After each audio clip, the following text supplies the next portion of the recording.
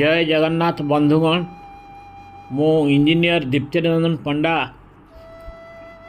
ज्योतिर्विद मोर ज्योतिष शास्त्र भित्तिक चैनल कुंडली भविष्य आपण मानक स्वागत और अभिनंदन जनाऊँगी। विगत 2 अध्याय नवग्रह मानक मध्यरु रवि और चंद्रंकर कुंडलीर विभिन्न गृह रे अवस्थान कले कौन फल दियंती से विषय आलोचना करथिले। आज से ही क्रम आम मंगल ग्रह केमिति फल देवे विभिन्न स्थान रे से विषय आलोचना करिया।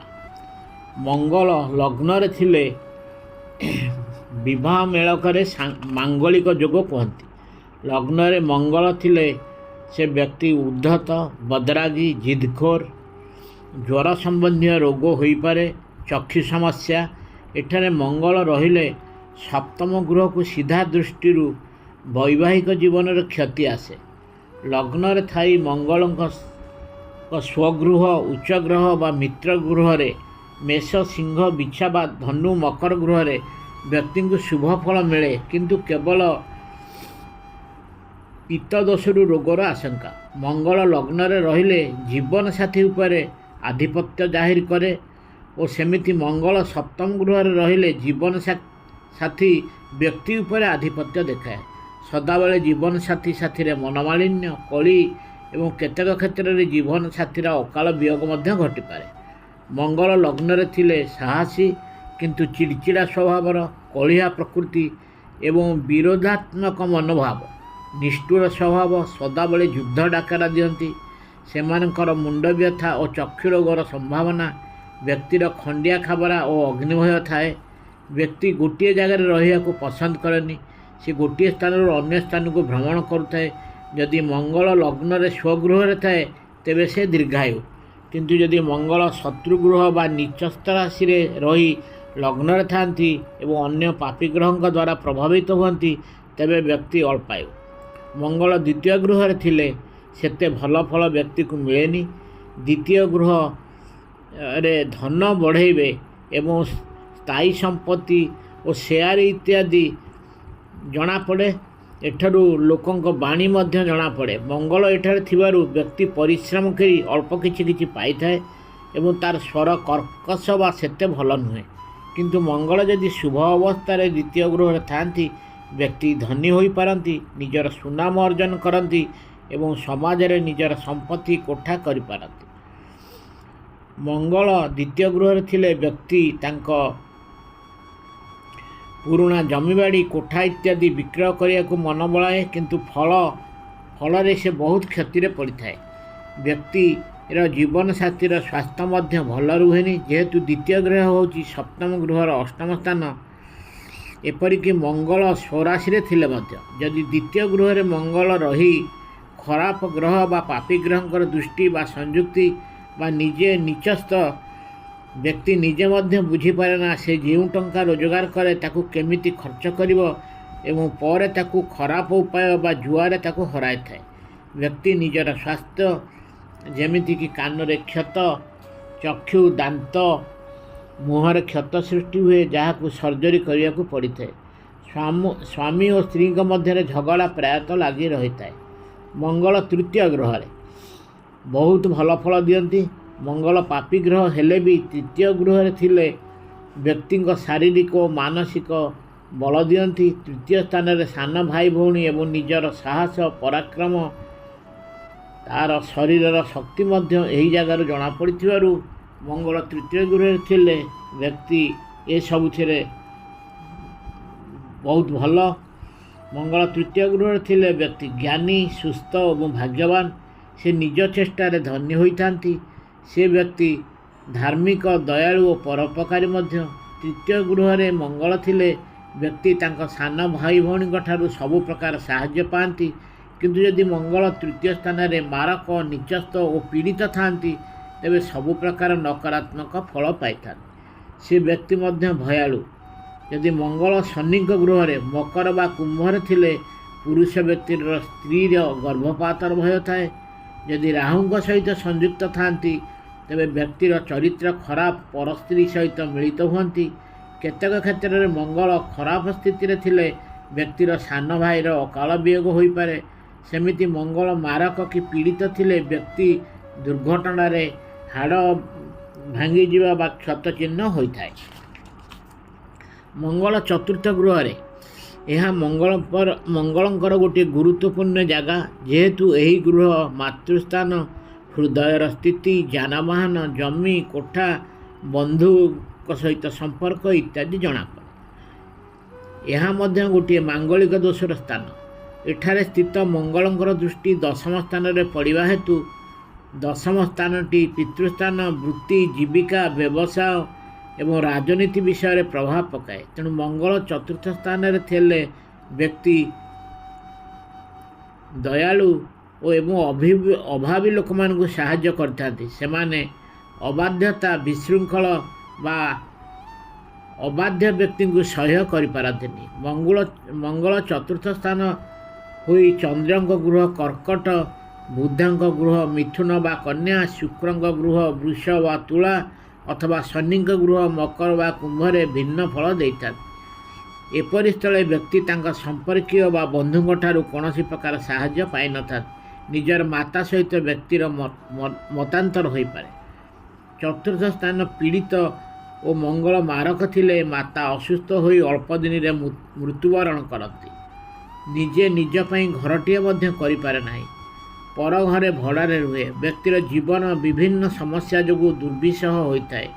ନିଜ ଗୃହରେ ମଧ୍ୟ ସମସ୍ୟା ବ୍ୟକ୍ତିକୁ ବ୍ୟତିବ୍ୟସ୍ତ କରିଦେଇଥାଏ। ଏପରି ବ୍ୟକ୍ତି ଯୌନ ବିକାରଗ୍ରସ୍ତ ହୋଇ ବହୁତ ମହିଳାଙ୍କ ସାଥିରେ ସମ୍ପର୍କ ରଖିପାରେ। ମଙ୍ଗଳଙ୍କ ଏପରି ଖରାପ ସ୍ଥିତିରେ ଦୁର୍ଘଟଣା ହୋଇ ରକ୍ତକ୍ଷୟ ବହୁତ ହୋଇପାରେ। ନିଜ ସ୍ତ୍ରୀ ମାତାଙ୍କ ଭିତରେ ମନାନ୍ତର ଲାଗି ରହିଥାଏ ଏବଂ ବ୍ୟକ୍ତିର ବୈବାହିକ ଜୀବନ ଅଶାନ୍ତିରେ ଭରି ରହିଥାଏ। ମଙ୍ଗଳ ପଞ୍ଚମ ସ୍ଥାନରେ ଥିଲେ ପଞ୍ଚମ ସ୍ଥାନରୁ ସନ୍ତାନ, ବିଦ୍ୟା, ବୁଦ୍ଧି ଜଣାପଡ଼େ। ଏଠାରୁ ତାର ଈଶ୍ୱର ବିଶ୍ୱାସ, ତାର ବ୍ୟବହାର, ଗୁରୁଙ୍କ ପ୍ରତି ସମ୍ମାନ ମଧ୍ୟ ଜଣାପଡ଼େ। ଏଠାରେ ମଙ୍ଗଳ ଥିଲେ ବ୍ୟକ୍ତିର ସଦାବେଳେ ପେଟ ଗୋଳମାଳ ଓ ପାଦର ଆଘାତ ହୋଇପାରେ। ଯଦି ମଙ୍ଗଳ ଶତ୍ରୁଙ୍କ ଗୃହରେ ଏବଂ ପାପୀ ଗ୍ରହଙ୍କ ସଂଯୁକ୍ତି ବା ଦୃଷ୍ଟିରେ ଥିଲେ ପିଲାଙ୍କ ସ୍ୱାସ୍ଥ୍ୟ ପ୍ରତି ବିପଦ ଏବଂ ସନ୍ତାନର ଅକାଳ ବିୟୋଗ ମଧ୍ୟ ହୋଇଯାଇପାରେ। ଏପରି ମଙ୍ଗଳଙ୍କ ଅବସ୍ଥିତିରେ ବ୍ୟକ୍ତି ମଦୁଆ, ନିଶାଖୋର, ଜୁଆଡ଼ି ଓ ପରନାରୀଙ୍କ ସହ ସମ୍ପର୍କ ରଖିପାରେ ଏବଂ ନିଜର ବିଭିନ୍ନ ଇଚ୍ଛା ପୂରଣ କରିବାକୁ ପାପ କାର୍ଯ୍ୟରେ ଲିପ୍ତ ଥାଏ।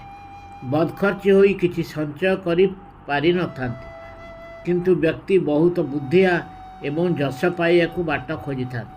ପଞ୍ଚମ ସ୍ଥାନରେ ମଙ୍ଗଳ ବ୍ୟକ୍ତିକୁ ବଦରାଗୀ, ଗଣ୍ଡଗୋଳ କରିବାରେ ସିଦ୍ଧହସ୍ତ ଏବଂ ନିଜର ଆତ୍ମୀୟମାନଙ୍କୁ ମଧ୍ୟ ବେଖାତିର କରନ୍ତି। ବ୍ୟକ୍ତିର ପିତାଙ୍କର କମ୍ ବୟସରେ ମଧ୍ୟ ମୃତ୍ୟୁ ହୋଇଥାଏ। ଏହି ସ୍ଥାନରେ ମଙ୍ଗଳ ଥିଲେ ବ୍ୟକ୍ତିର ବୃତ୍ତି, ଶିକ୍ଷକତା, ବୈଷୟିକ, ଖେଳକୁଦ ଇତ୍ୟାଦିରେ ଭଲ କରିବେ, ଯେଉଁଥିରେ ବେଶୀ ଶାରୀରିକ ବ୍ୟାୟାମ କରିବାକୁ ପଡ଼େ। ମଙ୍ଗଳ ଷଷ୍ଠ ସ୍ଥାନରେ ଥିଲେ ମଙ୍ଗଳଙ୍କ ପାଇଁ ଗୋଟିଏ ସୁବିଧାଜନକ ସ୍ଥିତି, ଯାହାକି ବ୍ୟକ୍ତିକୁ ସ୍ୱାସ୍ଥ୍ୟବାନ, କାର୍ଯ୍ୟ କରିବାକୁ ଭରପୁର ଶକ୍ତି ଏବଂ ଅନ୍ୟ ଲୋକଙ୍କ ସାହାଯ୍ୟ କରିବାରେ ତାକୁ ସନ୍ତୁଷ୍ଟ ଲାଗେ। ଷଷ୍ଠ ସ୍ଥାନରେ ମଙ୍ଗଳ ଭଲ ସ୍ଥିତିରେ ଥିଲେ ବ୍ୟକ୍ତିର ଗୁଣ ସାଧୁ ପରି ହୋଇଥାଏ, ଶତ୍ରୁଙ୍କୁ ଜୟ କରେ ଏବଂ ବ୍ୟକ୍ତି ମିଲିଟାରୀ କି ପୋଲିସ ଚାକିରି କଲେ ବହୁତ ଭଲ କରେ। ବ୍ୟକ୍ତି ସାହସୀ ଏବଂ ସ୍ୱାସ୍ଥ୍ୟବାନ। ଯଦି ମଙ୍ଗଳଙ୍କ ସହିତ ରବି ଷଷ୍ଠ ସ୍ଥାନରେ ଥାନ୍ତି ବ୍ୟକ୍ତି ନିଜ ଚେଷ୍ଟାରେ ବହୁତ ଭଲ ପଦବୀ ପ୍ରାପ୍ତ ହୁଏ। ନିଜ ଚେଷ୍ଟା ବଳରେ ବ୍ୟକ୍ତି ଅର୍ଥ ଉପାର୍ଜନ କରେ। ଯଦି ମଙ୍ଗଳ ପୀଡ଼ିତ, ନିଚେଷ୍ଟ ଓ ଅନ୍ୟ ପାପୀ ଗ୍ରହଙ୍କ ସାଥିରେ ବା ଦୃଷ୍ଟିରେ ଥାଏ ବ୍ୟକ୍ତି ନିଜ ମାମୁଁ ଘର ସାଥିରେ ସମ୍ପର୍କ ରଖିନଥାଏ। ଷଷ୍ଠ ସ୍ଥାନରେ ମଙ୍ଗଳ ନିଜର ପୁତ୍ରର ସ୍ୱାସ୍ଥ୍ୟ ପ୍ରତି ବିପଦ ଆଣିଦେଇଥାଏ। ବ୍ୟକ୍ତିର ହଜମ କରିବାର ଶକ୍ତି ଯଥେଷ୍ଟ ଅଧିକ ଏବଂ ସେମାନେ ବହୁତ ଖାଦ୍ୟଲୋଭୀ। ଯଦି ମଙ୍ଗଳ ଷଷ୍ଠ ସ୍ଥାନ ମିଥୁନ ବା କନ୍ୟା କିମ୍ବା ଶନିଙ୍କ ସହିତ ବା ଶନିଙ୍କ ଦୃଷ୍ଟିରେ ଥିଲେ ବ୍ୟକ୍ତି ସାଂଘାତିକ ଚର୍ମ ରୋଗରେ ପୀଡ଼ିତ ହୋଇପାରେ, ଏପରିକି କୁଷ୍ଠ ରୋଗାକ୍ରାନ୍ତ ହୋଇପାରେ। ମଙ୍ଗଳ ସପ୍ତମ ଗୃହରେ ବ୍ୟକ୍ତି ପାଇଁ ମଙ୍ଗଳ ସପ୍ତମ ରହିଲେ ଗୋଟିଏ ଆହ୍ୱାନ। ମଙ୍ଗଳ ସପ୍ତମ କି ଅଷ୍ଟମ ଭାବରେ ରହିଲେ ବୈବାହିକ ଜୀବନକୁ ବେଳେବେଳେ ଛାରଖାର କରିଦିଏ। ଏଠାରେ ମଙ୍ଗଳ ଥିଲେ ଜଣେ ଆଉ ଜଣଙ୍କର ଦୋଷ ବାଛିବା ଫଳରେ ଝଗଡ଼ା ହେବା 100%। ବିବାହ ବିଚ୍ଛେଦ ଘଟିବାରେ ଆଶ୍ଚର୍ଯ୍ୟ କିଛି ନାହିଁ। ଜଣେ ଜଣଙ୍କୁ ଅତ୍ୟାଚାର କରିପାରେ, କିନ୍ତୁ ମଙ୍ଗଳ କେଉଁ ରାଶିରେ ଅଛନ୍ତି ତା ଉପରେ ଏହାର କମ୍ ବେଶୀ ପ୍ରଭାବ ପଡ଼େ। ଯଦି ମଙ୍ଗଳ ମାରକ ହୋଇଥାନ୍ତି ବା ପାପୀ ଗ୍ରହଙ୍କ ଦୃଷ୍ଟି ବା ସାଥିରେ ଥିବେ ବା ନିଚସ୍ତ ହୋଇଥିବେ ତେବେ ବେଶୀ ଖରାପ। କିନ୍ତୁ ମଙ୍ଗଳ ସପ୍ତମ ଗୃହରେ ବୃହସ୍ପତିଙ୍କ ଦୃଷ୍ଟି ପାଇଥିଲେ ପାର୍ଟନର ବା ଜୀବନସାଥୀର ଯେଉଁ ବ୍ୟବସାୟରେ ଉନ୍ନତି ହୋଇପାରେ। ବ୍ୟକ୍ତିର ରକ୍ତ ସମ୍ପର୍କୀୟ କିଛି ରୋଗ ବା ହୃଦୟ ସମ୍ବନ୍ଧୀୟ ରୋଗ, ମୁଣ୍ଡ ବ୍ୟଥା ଓ ଯୌନାଙ୍ଗ ସମ୍ବନ୍ଧିତ ରୋଗ ମଧ୍ୟ ହୋଇପାରେ। ସପ୍ତମ ମଙ୍ଗଳ ବ୍ୟକ୍ତି କୋର୍ଟ କଚେରୀ ସମ୍ବନ୍ଧୀୟ ମାମଲାରେ ଜଡ଼ିତ କରେ। ଅର୍ଥ ବ୍ୟୟ ଦଣ୍ଡ ମଧ୍ୟ ପାଇପାରେ। ବ୍ୟକ୍ତିକୁ ମାତୃଭୂମିରୁ ଦୂରକୁ ପଠାଇଥାଏ। ଶତ୍ରୁଙ୍କ ଦ୍ୱାରା ପରାସ୍ତ ହୋଇପାରେ। ମଙ୍ଗଳ ଅଷ୍ଟମ ଗୃହରେ ଥିଲେ ଏହା ମଧ୍ୟ ବ୍ୟକ୍ତି ପାଇଁ ଓ ତା'ର ଜୀବନସାଥୀ ପାଇଁ ବିପଦପୂର୍ଣ୍ଣ ଜାଗା। ଏଠାରେ ମଙ୍ଗଳ ରହିଲେ ମାଙ୍ଗଳିକ ଦୋଷ ମଧ୍ୟ କୁହନ୍ତି। ଏଠାରେ ମଙ୍ଗଳ ରହିଲେ ବ୍ୟକ୍ତି କଳହପ୍ରିୟ ଓ ଜୀବନସାଥୀ ସାଥିରେ ଯୁକ୍ତିତର୍କ, ବୈବାହିକ ଜୀବନରେ ଅଶାନ୍ତି, ଏପରିକି ପିଲାପିଲି ଶୂନ୍ୟ ହେବାର ଆଶଙ୍କା। ତା'ର ନିଜ ବନ୍ଧୁ ଓ ଭାଇ ଭଉଣୀମାନେ ମଧ୍ୟ ତାକୁ ଶତ୍ରୁ ଭାବନ୍ତି। ଅଷ୍ଟମ ସ୍ଥାନ ବ୍ୟକ୍ତିର ଆୟୁ ନିର୍ଦ୍ଧାରଣ କରେ। ଏଠାରେ ମଙ୍ଗଳଙ୍କ ଉପସ୍ଥିତି ଦୁର୍ଘଟଣା, ହଠାତ୍ କ୍ଷତି, ଏପରିକି ଅଚାନକ ମୃତ୍ୟୁ ହୋଇପାରେ। ମଙ୍ଗଳ ଏକା ଥିଲେ ବ୍ୟକ୍ତି ଅଳ୍ପାୟୁ ହୋଇନପାରେ, କିନ୍ତୁ ମଙ୍ଗଳ ନିଚସ୍ତ ବା ପାପୀ ଗ୍ରହଙ୍କ ଦୃଷ୍ଟି ବା ସଂଯୁକ୍ତିରେ ବ୍ୟକ୍ତି ଅଳ୍ପାୟୁ। ଯଦି ଅଷ୍ଟମ ସ୍ଥାନ ଜଳତତ୍ତ୍ୱ ରାଶି ତେବେ ମୃତ୍ୟୁ ଜଳରେ ବୁଡ଼ି ଏବଂ ଅଗ୍ନିତତ୍ତ୍ୱ ରାଶିରେ ତେବେ ନିଆଁରେ ପୋଡ଼ି ହୋଇ, ସେମିତି ବାୟୁତତ୍ତ୍ୱ ରାଶିରେ ଆକାଶର ଦୁର୍ଘଟଣା ବା ଉପରୁ ପଡ଼ି ମୃତ୍ୟୁ। ବ୍ୟକ୍ତିର ସ୍ୱାସ୍ଥ୍ୟ ଠିକ୍ ନଥାଏ। ସେ ଯକ୍ଷ୍ମା, ଯୌନ ରୋଗ, ଏଡ୍ସ, ଚର୍ମରୋଗ, ରକ୍ତ ସମ୍ବନ୍ଧୀୟ ଜୀବଜନ୍ତୁ କାମୁଡ଼ିବାର ସମ୍ମୁଖୀନ ହୋଇପାରନ୍ତି।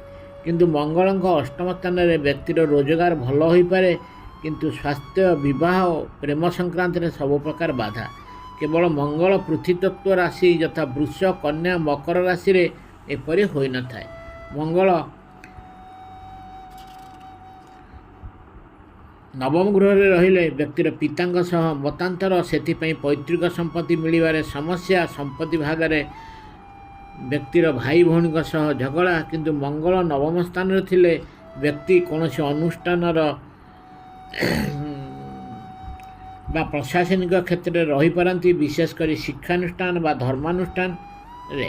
କିନ୍ତୁ ନବମ ସ୍ଥାନରେ ମଙ୍ଗଳ ପାପୀ ଗ୍ରହଙ୍କ ପ୍ରଭାବରେ ଥିଲେ ବ୍ୟକ୍ତି ଅର୍ଥ ଅପବ୍ୟବହାର କରି ଯଶହୀନ ହୁଏ। କିନ୍ତୁ ମଙ୍ଗଳ ନବମ ସ୍ଥାନରେ ଥିଲେ ବ୍ୟକ୍ତିର ଉଚ୍ଚ ପଦବୀରେ ଥିବା ବ୍ୟକ୍ତିଙ୍କ ସମ୍ପର୍କରେ ଆସେ ରାଜନୀତିରେ ଭଲ କରିପାରେ। ବ୍ୟକ୍ତି ଯେତେ ବୁଦ୍ଧିଆ ହେଲେ ବି ସୌମ୍ୟ ଗ୍ରହ ବା ମିତ୍ର ଗ୍ରହଙ୍କର ସଂଯୁକ୍ତି ବା ଦୃଷ୍ଟି ନଥିଲେ ବ୍ୟକ୍ତିକୁ କଠିନ ପରିଶ୍ରମ କରି ଅର୍ଥ ଉପାର୍ଜନ କରେ ଏବଂ ପରିଶ୍ରମ ଅନୁସାରେ ରୋଜଗାର ଆଖି ଦୃଷ୍ଟିଆ ହୋଇନଥାଏ।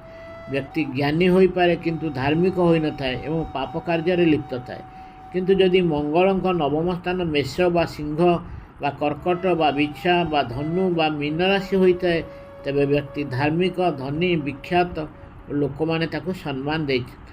ଅନ୍ୟ ରାଶିରେ ଥିଲେ ବ୍ୟକ୍ତିର ସ୍ୱାସ୍ଥ୍ୟ ସମସ୍ୟା ଆସିପାରେ।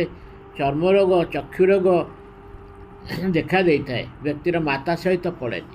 ମଙ୍ଗଳ ଦଶମ ସ୍ଥାନରେ ଥିଲେ ବ୍ୟକ୍ତି ବଢ଼ିଆ ଫଳ ପାଏ, ସଫଳତା ଅକ୍ଲେଶରେ ମିଳିଥାଏ। ଯଦି ମଙ୍ଗଳ ଉଚ୍ଚସ୍ଥ ତାଙ୍କ ମିତ୍ର ଗୃହରେ ଏବଂ ସୌମ୍ୟ ଗ୍ରହଙ୍କର ସମ୍ପର୍କରେ ଥିଲେ ବା ସ୍ୱରାଶିରେ ଥିଲେ ବ୍ୟକ୍ତି ଆଶ୍ଚର୍ଯ୍ୟଜନକ ଭାବେ ଭଲ ଫଳ ନିଜର ବୃତ୍ତି ଓ ବ୍ୟବସାୟରେ ପାଇଥାଏ। ସମ୍ପତ୍ତି କ୍ଷେତ୍ର ହେଉ ବା କମ୍ପ୍ୟୁଟର, ଇଲେକ୍ଟ୍ରିକାଲ, ଇଞ୍ଜିନିୟରିଂ, ଇଲେକ୍ଟ୍ରୋନିକ୍ସ ଓ ବ୍ୟବସାୟରେ ବ୍ୟକ୍ତି ବହୁତ ଭଲ କରେ। ବ୍ୟକ୍ତି ନିଜର ପିତାଙ୍କ ସହିତ ପରିବାର ସହ ବହୁତ ଭଲ ସମ୍ପର୍କ ଏବଂ ସାହାଯ୍ୟ କରେ। ବ୍ୟକ୍ତି ଜୀବନରେ ବହୁତ ଉନ୍ନତି କରେ ନିଜର ପରିଶ୍ରମ ବଳରେ। ସେ ବହୁତ ଜମି ଓ ଜିନିଷପତ୍ରର ମାଲିକ ହୋଇଥାଏ। ବ୍ୟକ୍ତିର ସାହସ ଅଦ୍ଭୁତ ଏବଂ ଅନ୍ୟମାନେ ତାକୁ ପ୍ରଶଂସା କରନ୍ତି। ବ୍ୟକ୍ତି ସୁଖରେ କାଳ କାଟେ, କିନ୍ତୁ ବ୍ୟକ୍ତି ପିତାଙ୍କ ଜଲ୍ଦି ମୃତ୍ୟୁର ସମ୍ଭାବନା ଏବଂ ଏହା ଶତ୍ରୁଗୃହ ବା ଶତ୍ରୁଙ୍କ ପ୍ରଭାବ ନୀଚ ଏହା ଉପରେ ନିର୍ଭର କରେ। ଯଦି ମଙ୍ଗଳଙ୍କ ଦଶମ ସ୍ଥାନ ବିଛା ତେବେ ବ୍ୟକ୍ତି ଜଣେ ବଢ଼ିଆ ଡାକ୍ତର ବା ଶଲ୍ୟ ଚିକିତ୍ସକ ହୋଇପାରିବେ। ମଙ୍ଗଳ ଦଶମ ସ୍ଥାନରେ ଥିଲେ ବ୍ୟକ୍ତି ସିଭିଲ ଇଞ୍ଜିନିୟରିଂ, ଓକିଲ, ପ୍ରଶାସକ, ପୁଲିସ, କୃଷକ ବା ମିଲିଟାରୀରେ ଭଲ କରିବେ। କିନ୍ତୁ ପ୍ରାୟତଃ ପିତାଙ୍କ କର୍ମକୁ ସେ ପସନ୍ଦ କରନ୍ତି। ମଙ୍ଗଳ ଏକାଦଶ ସ୍ଥାନରେ ଥିଲେ ଏହା ମଙ୍ଗଳଙ୍କ ପାଇଁ ଏକ ଶୁଭ ସ୍ଥାନ, ଯଦିଓ ଏଠାରେ ତାଙ୍କର ସିଧା ଦୃଷ୍ଟି ପଞ୍ଚମ ଗୃହ ଉପରେ ପଡ଼େ, ଯାହାକି ବ୍ୟକ୍ତିର ଶିକ୍ଷା ଉପରେ ପ୍ରତିକୂଳ ପ୍ରଭାବ ପଡ଼େ।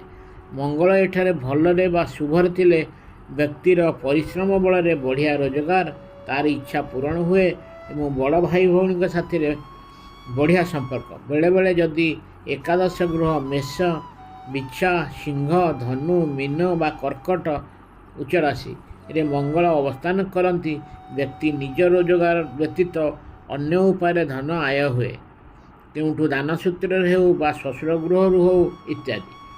ଯଦି ଏହିସବୁ ସ୍ଥାନରେ ରବିଙ୍କର ଦୃଷ୍ଟି ମଙ୍ଗଳଙ୍କ ପାଖରେ ପଡ଼େ ବା ମଙ୍ଗଳଙ୍କ ସାଥିରେ ଥାଆନ୍ତି, ତେବେ ବ୍ୟକ୍ତିର ଶକ୍ତି ବୃଦ୍ଧି ଫଳରେ ସରକାରୀ କଳରେ ଅଥବା ରାଜନୀତି କ୍ଷେତ୍ରରେ ବହୁତ ଭଲ କରନ୍ତି। ଗୋଟିଏ ମଜାଦାର କଥା, ମଙ୍ଗଳ ଏହି ଗୃହରେ ଥାଇ ବ୍ୟକ୍ତି ଯଦି ନିଜ ରୋଜଗାରକୁ ବ୍ୟବସାୟରେ ଖଟାଏ ତେବେ ଭଲ ଫଳ ପାଏ, କିନ୍ତୁ ଯଦି କରଜ ବା ବ୍ୟାଙ୍କରୁ ଋଣ ଆଣି ବ୍ୟବସାୟରେ ଲଗାଏ ତେବେ କ୍ଷତି ହୁଏ। ଏଠାରେ ମଙ୍ଗଳ ଥିଲେ ବ୍ୟକ୍ତି ସତ୍ୟବାଦୀ, ସାହସୀ ଓ କାମାସକ୍ତ ଏବଂ ତାଙ୍କର ଭାଷଣ ମିଲିଟାରୀ କମାଣ୍ଡାଣ୍ଟ ପରି ଅତି ଆତ୍ମବିଶ୍ୱାସୀ ଏବଂ ସ୍ୱାସ୍ଥ୍ୟବାନ।